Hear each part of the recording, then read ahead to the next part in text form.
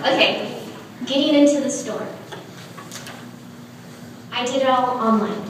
Went to LinkedIn, went to Jigsaw, found the buyer, emails, prepare, do your PowerPoint, have your statistics, everything about your product, make sure your product's ready to get into the store.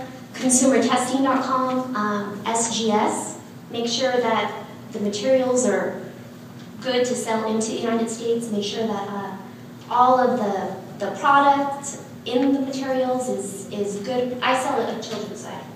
It's a toy. 12 and under, any product to sell 12 and under, you have to make sure that it's safe.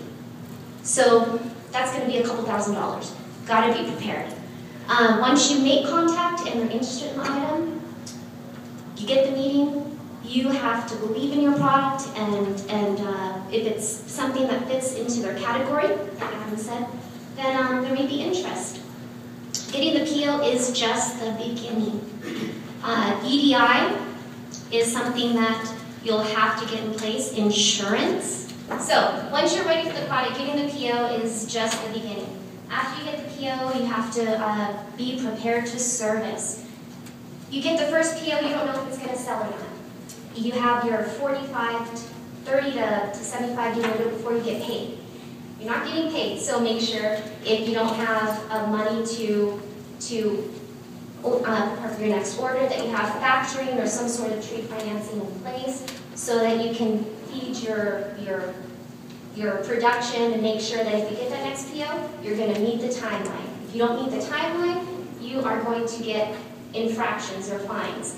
And these infractions or fines could be, the fees could possibly be more than what the PO is. I sell to Toys R Us. And if you miss a timeline by a day, you're in trouble. If anything happens where you're not going to meet their expectations, best thing to do is communicate as soon as possible. Your buyers are your friends. Your buyers are responsible for their category, for their product.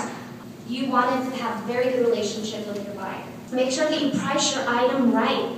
If you don't price your item right, you're going to lose money. You'll be working just to keep your vendor number. And to keep innovating. If you have a product that's successful, get other lines or add on to that product. Keep it new. You don't want stagnancy in what you sell. So my name is Cynthia. I'm with the First PNF Bank Corp from LA. I'll just make my thing simple. I want each of you to ask yourself a simple question. We all want to go to chain stores. We all want to increase our sales. But are you financially prepared to move to the next level? So I'm sure many of us here this morning, you just feel like, oh, I need more sales, I need more sales. You feel that's my number one thing, and I can worry about everything later. But I want to remind you that's not the truth, because being in this industry, I find it's really hard for many small and medium business owners to get loans from especially big banks, and many people would pay for a broker like 4 or 5% of the credit line to find people like us.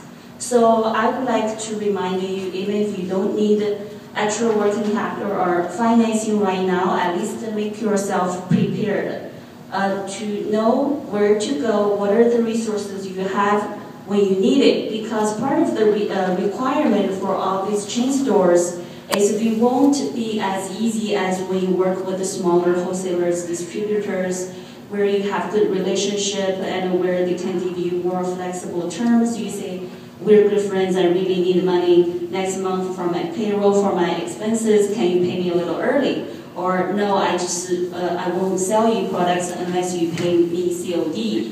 Unfortunately, we don't have this much of a bargaining power when we work with the chain stores. It's going to be next 30 days, next 60 days if you're lucky. And some chain stores like AutoZone, Craigan's, we pay you net 120 days. So when you sell them, imagine you just sell them $100,000 a month, they pay you in 3 months, so you are going to be out for cash flow of close to $500,000. and where are you going to get those $500,000 to maintain your daily operations, to keep your orders from being delayed. And on top of that, you don't want just to sell to one chain store. You want to develop your sales when you have the momentum to keep up your sales to work with other big chains. So all of these require us to have extra cash flow. Extra cash flow, the most easy thing to think about that, because many people feel like, oh, I don't have financing background, I don't want to worry too much about the financing, I'm a business owner, I just want to keep my business open. I can find a CFO or some expertise to show me what to do. You know, as Mark and Adam said, you are the one carry your business the most. So you should always know what's coming to the next. So I'm going to talk about the trade financing. I don't know how many of you heard of trade financing. Do you mind telling me how many of you heard of trade financing? Okay, thank you. I only see a few. It sounds so fancy, but it's not as complicated as it is. Trade means you buy stuff and you sell stuff. That's called trading. So automatically we're working with two parties unless you're the manufacturer yourself, but most of the clients I work with in the US, 70–80% of them buy from somebody else. So on top, besides of working with your big buyers, where they pay in 30 days, 60 days, your suppliers may require you to pay right away, or they wouldn't release their bill of lading unless they receive your payment. Especially with the current economic downturn, many of us work with the buyers overseas, suppliers overseas. They also don't feel so secure to give you the term as they used to do. So now they're saying, can you pay me ahead of time? This will make your cash flow situation even worse. So trade financing, the good news is there are people who would be willing to help you with both parts. Most of the financing company you see around you or in the US, they can help you with the receivable financing, no problem, because they feel they know you, they know the buyer, and it's okay for them to give you short-term cash flows based on your receivables. But I'm going to talk about the services where at PMF, what we do is not only providing receivable financing, we also help our clients find the good suppliers to negotiate terms on their behalf, because we have offices in China. We have 4 offices actually. We have a whole team working there. Whenever we feel it's necessary, we are going to talk on behalf of our clients with the suppliers to make them feel assured that they are going to be paid if they deliver everything on time, deliver products according to the PO. In that case, they will be more willing to give you extra term. In case they really don't want to give you, the term like net 30, net 60 because you don't have the relationship, or because of they're getting too much orders. Now we know the thing happening with the suppliers, small suppliers from China, they're being pushed out of the market.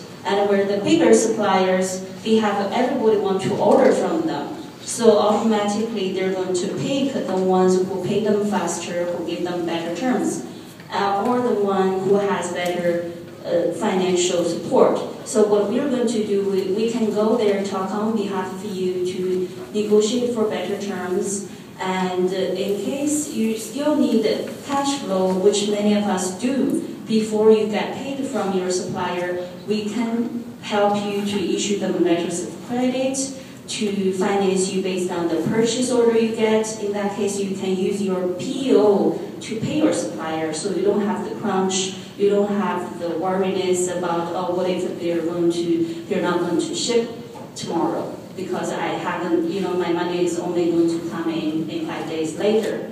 So actually, I'm sure you know how to do business, and we all want to get to increase our sales. So my thing is, I just want to give you a friendly reminder. I don't want to talk too much. I think It's the same thing like you deal with your buyers and suppliers. You just need to feel, are they customer oriented as my financing partner? Am I talking to the salesperson or the person that will actually know my account or manage my account in the future? So I think that's the most important thing to think. The financing wise, you just needed to make sure you have the resource when you need it. Don't feel like, oh, I don't need it today, I don't care about financing. So anyways, if you feel you need, I wish all of us can move to the next level to sell to the chain stores. If you feel you may need the information now or in the future, feel free to talk to me. Thank you.